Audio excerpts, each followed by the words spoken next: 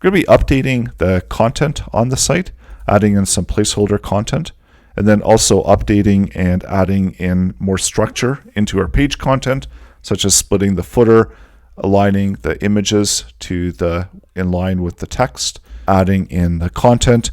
So for the A side, divs that are going to be separated by the red lines, and also making an update to the header. This lesson, we're going to be adding in some placeholder content, as well as going over to some resources such as the Google fonts, adding in the different font styles and adding that into our web design. So going over to font.google.com, there's a number of different fonts here that you can select from and really easily bring that font style into your website.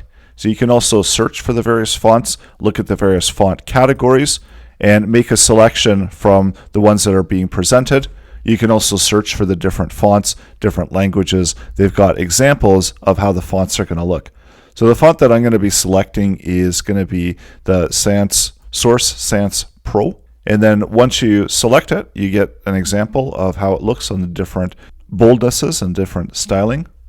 So just selecting it as regular, you can select it and import it directly within your style sheet. And the benefit of importing into the style sheet is that you can add it into the CSS file, whereas if you link to it, then that's going to be linking to it. And if you are linking to a style sheet from a number of HTML pages, then you're going to have to include the links on all of the HTML pages. So that's why my preference is to use the import. So select the import styling and bring it into your CSS. And then select the font families and I'm going to apply it to the entire body of the page and save that. And now when we go back, we've got the styling that's been applied. And if we just want to get the one styling, then we can apply the styling, the PT Sans. So it looked like I had another one as well selected there. So we could remove that one and only go with the PT Sans. And then now it's going to be only providing that one option. So if you do select a number of different fonts, you can bring in a number of them directly within your project. So let's add in one more and selecting the Open Sans. And then on the right hand side, you can select that style and then go back to the import. And this will allow us to import both of the styles within the one statement. And then we can select the different style, setting the different font families as needed. So we've got the PT and the Open Sans. So for the entire web page, we'll use the PT. And for the navigation bar, we'll set it as using the Open Sans. And we'll take a look and see what that looks like. And now let's go back into our project and we're going to add some placeholder content. I'm over at a website at loremipsum.io. So lorem ipsum is a way to add content commonly used as placeholder content within websites when you don't have the content ready, but when you're designing your website. And there's a number of different websites that allow you to generate this type of content. And this one allows us to select the number of paragraphs. We can set the number of words we want to use, generate the number of sentences, and so on. So I'm going to select it and generate 4 sentences, hit generate. And this gives us generated content that we can then copy and paste directly within our web page. So instead of saying the main content, now I can go back out to the page and I see that I've got some content there. So let's generate a little bit more. I'll do some paragraphs. And some of the generators will also include HTML. And I'm going to wrap this as paragraph. So that gives us 2 paragraphs on the page. Let's go back and see what the content looks like. There's also placeholders for images. And the one that I prefer to use is placeholder.com. So this allows you to set a placeholder image. You can set the size as well as the text that's going to appear on the image. And they've got the instructions on the page. You can also set different colors for the images using a hex value after you set the image dimensions. So let's go back into the page. I'm going to set the view to be the word wrap. Between the paragraphs, I'm going to set an image and then close off the tag. Let's go back to the page. And now we've got an image set within the page. Now going to the styling, I want to add some padding around the text content and add 10 pixels of padding. Let's also select the image and we want to make it in line with the text. So what we can do with the image, we can set it to float and float it left if we want floating to the left side of the text. We can float it right to float to the right of the text. And with floats, you still have to clear the float afterwards. So we're going to set that and automatically do a clearing of the float after the image. So using the sudo for after, which will set the text content and allow us to do a clear of the content. And setting the content to just be blank content.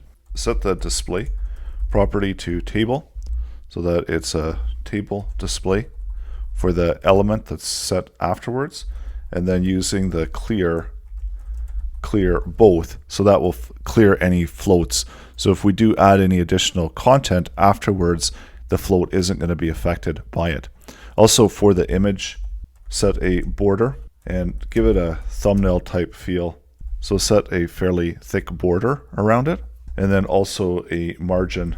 So set a little bit of a margin so there's a little bit of spacing between the image and the text. So now when it's resizing, it's going in line with the text. We should also set the sizing of the content. So now we see that we've got content in there, and when we're resizing, it's growing past the allocated space. So let's make an update to our template where we're readjusting the size, and we aren't going to use a set size for that content, and we'll just set it as auto. And the auto will allow it to adjust accordingly. So if there's more spacing needed, then we're going to be able to add that spacing in as we readjust the different sides of the page. I'm going to also change the font size for the main article area. So setting the font size to 1.2 EM. So to be slightly larger than the surrounding text. And we're going to also add in some placeholder text into the footer. So within the footer itself, a couple divs, and they can be two different columns that we'll have within the footer. So we'll have the footer 1 and footer 2, and within the footer we can have a number of columns. So we can add in some placeholder content, and I'll just use the lorem ipsum text content as two separate columns using the CSS grid. So we can select that element as a grid. So that's the footer, and then the divs that are immediately after the footer. So we want to set those as separate containers. And for the grid, we can use the grid template columns, setting up the template columns where we could have the two columns. So that will create the grid structure. And then for the divs themselves, I'm going to add in some padding to apply different spacing around them. And we can also make the text align to center align the text content. And they don't have to actually be equal in size. So if, for instance, we had one column that had less content and one that had more, you can resize them accordingly. And the footer, I'm going to update the background color of the footer, and we'll update the font color of the footer. So set it to be white. And when you don't have a color palette selected, then using the grayscale is one way to get around having to set the different color palettes. If you want to select the div, but you want to select the second div, and selecting the div last child, let's update the background color so we can have two different background colors for those elements. We're also restricting the height of it. So I'm going to adjust this to be auto. And because they're all auto, when we resize, that's going to resize a lot better, setting them to the auto heights. And now we can use the repeat 3 auto, provide the same effect that we had writing auto 3 times. Let's add some content into the sidebar. And for these, we'll have a number of divs. Go back over, grab some more text content from the lorem ipsum site. And I'm going to copy and paste that in. And I'll add a few more divs with some different content so that we've got a different look and feel for the content. And then go back over to the website. So now we've got all of the divs, and we'll apply some styling to that content where we're using the A side.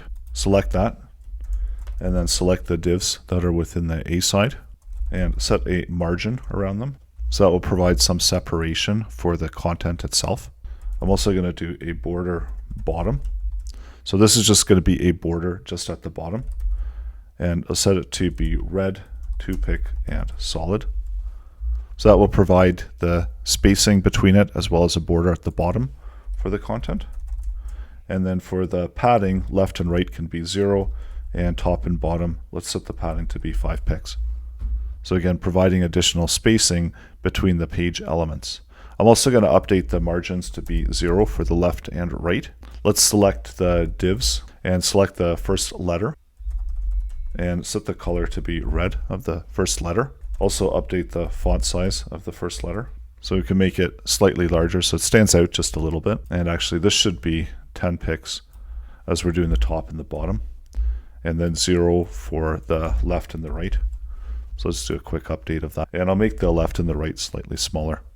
So that gives us the spacing between the different pieces of content that we have within the sidebar, and also applied a little bit of styling to the first letter. Let's go back into there, and we're going to update some content within the heading. So we can have a first div, and then the second div that's going to be immediately under there.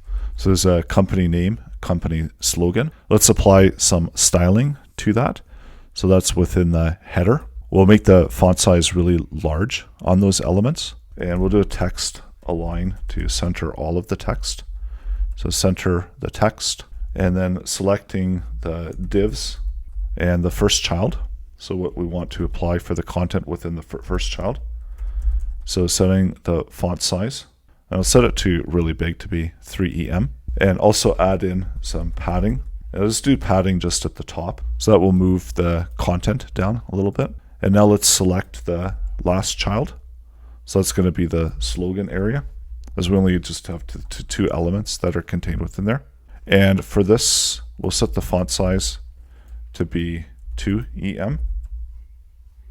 And that's a little bit large, so 1.5 EM. And we'll set the color of it to be slightly off black, so it's slightly muted out, whereas the color of the main content is going to be red. Set the font style to italic, so it's angled slightly. Now we've got a little bit more space than we need. I'm also going to update the background color, and also I'm going to update the text content of the last child. And we don't need as much spacing, so it looks like there's a little bit extra spacing. So we can make an adjustment of this, so depending on how much space we need. So I'm going to set it to 150. And on the resizing of the page, we want to resize how much spacing there is within the company slogan. So coming up next, we'll do some updates and some finishing touches to the web page that we've been designing. So that's coming up next. So go ahead and update your website and apply some more styling and structure for the content that's being presented on the page. And you'll be ready to move on to the next lesson.